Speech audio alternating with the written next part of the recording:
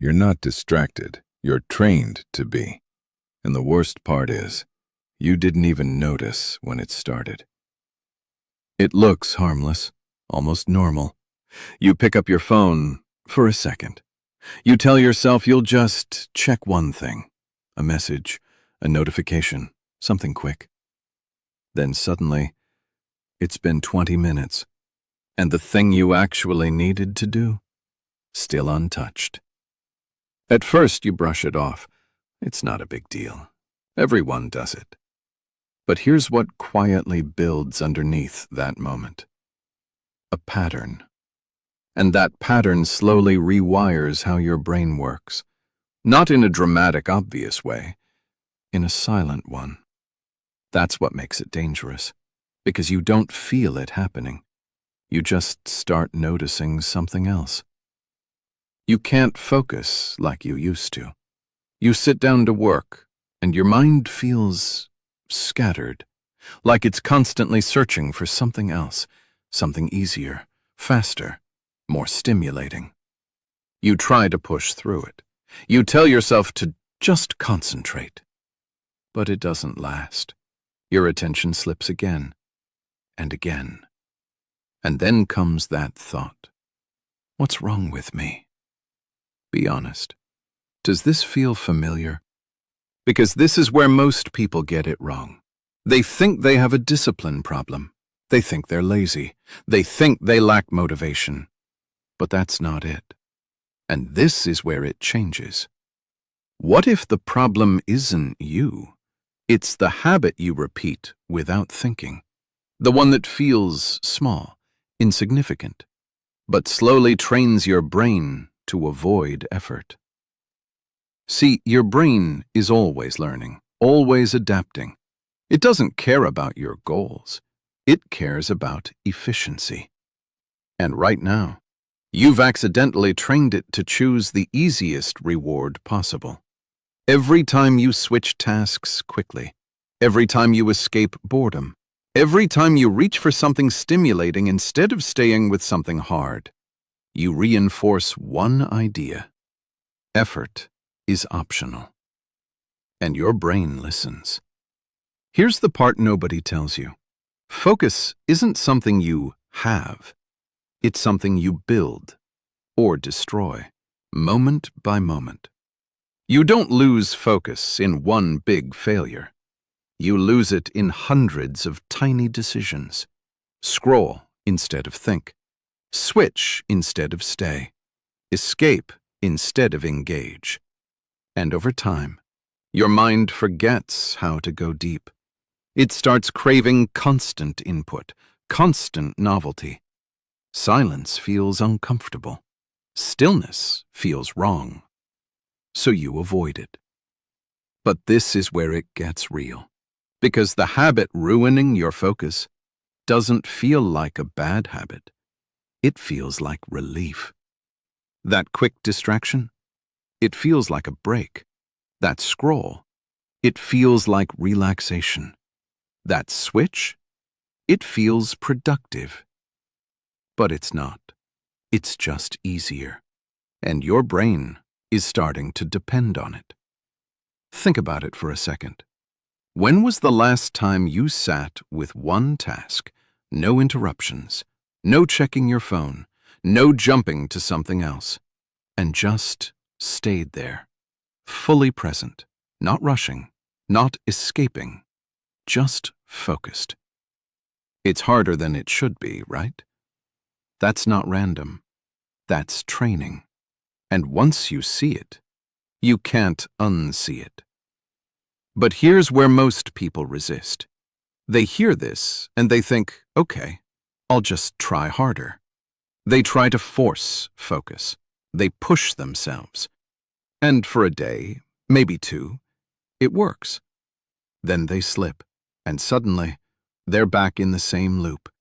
Because they didn't fix the real problem. They tried to fight the symptom, not the habit. And that's exhausting. So they give up. They settle. They start believing, this is just how I am. But wait till you hear this. That belief? It's the final trap. Because the moment you accept that, you stop questioning what's causing it. And when you stop questioning, you stop changing. So let me ask you something. Right now, are you actually tired? Or are you just mentally overstimulated? Because those two feel the same, but they come from very different places. And one of them, you created. And this is where everything finally becomes clear. You were never broken. You were just repeating something that slowly worked against you. Not loudly, not obviously, quietly. That one habit, the constant need to escape effort, to check, switch, scroll, refresh. It didn't destroy your focus overnight. It trained your mind to run from depth. And over time, that became your default. But now you see it. And once you see it, you have a choice. Not a dramatic one, not some huge, life-changing decision. A small one. The kind you've been making all along. Only this time, consciously. Because this next part changes everything. You don't rebuild focus by doing more. You rebuild it by staying. Staying when it's uncomfortable. Staying when your mind wants to escape. Staying when it feels slow, boring, quiet. That's the moment that matters. Not when you feel motivated. Not when everything is easy. But right there, when your brain whispers, let's do something else. And instead, you don't. That's it. That's the shift. It sounds simple, almost too simple. But think about it. Every time you stay instead of switching, you send a new signal. I don't need constant stimulation. I can handle effort. I can go deeper. And your brain starts listening. Slowly at first, then more consistently, until something changes. You sit down one day, and your mind doesn't fight you as much. You don't feel that constant urge to escape. You don't need to check something every few minutes. You're just there, present, focused. And it feels different. Not intense, not forced, just calm, like your mind finally stopped running. If this feels distant right now, that's okay. Because this isn't about becoming perfect. You're still going to slip. You're still going to have moments where you choose easy, where you reach for distraction without thinking. That doesn't mean you failed. It means you noticed. And noticing is where control begins.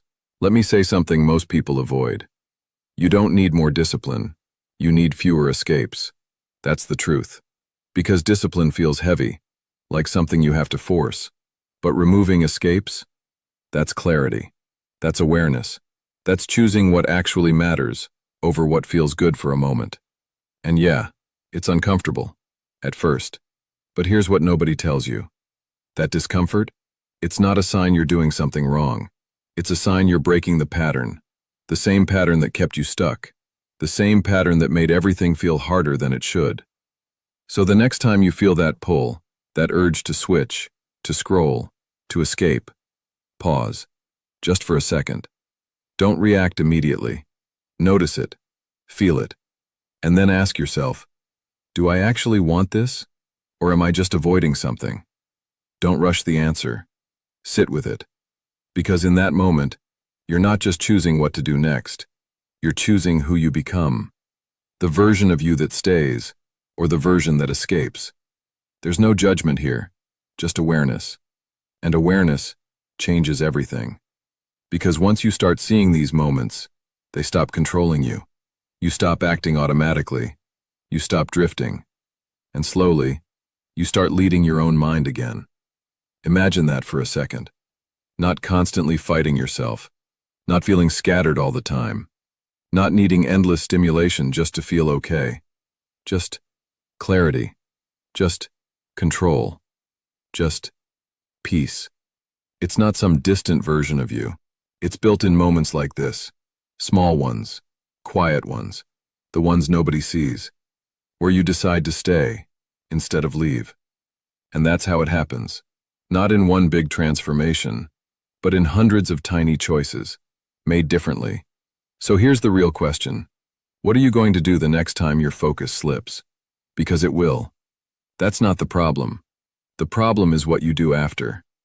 Do you follow it without thinking? Or do you pause and take it back? Be honest. Which one are you right now? Not the version you want to be, the one you actually are. Because that's where change starts. Right there. No pretending, no excuses, just truth. And from that place, you don't need to force anything.